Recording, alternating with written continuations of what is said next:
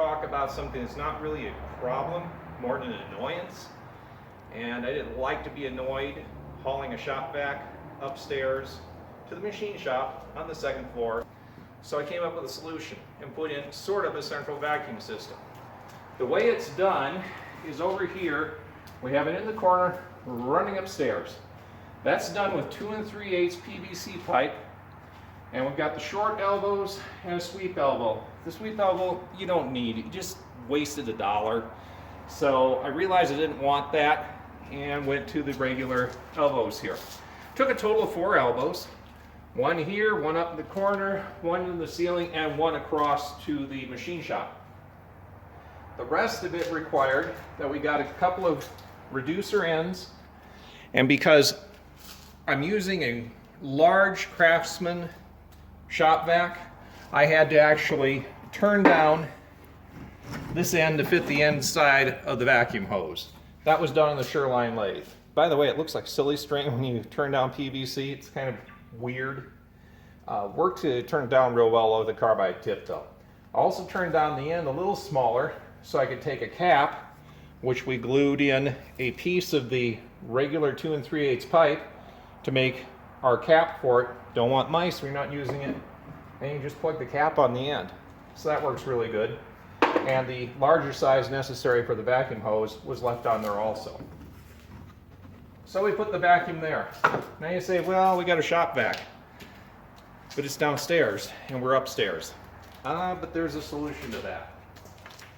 Over here on the wall, and you can get these at Home Depot, Lowe's, or a hardware store, this is a little unit that actually plugs into the wall and has a remote.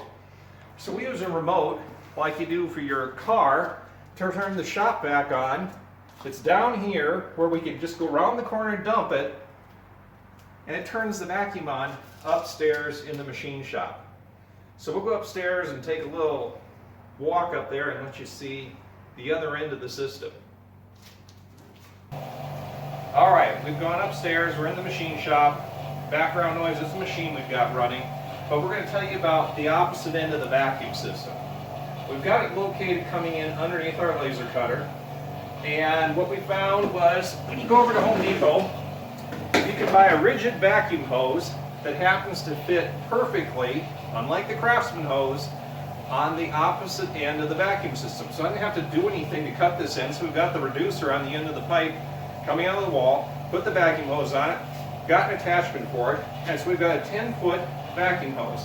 Now the machine shop really needs a 30-foot vacuum hose, and I haven't gone out and gotten a couple more extensions.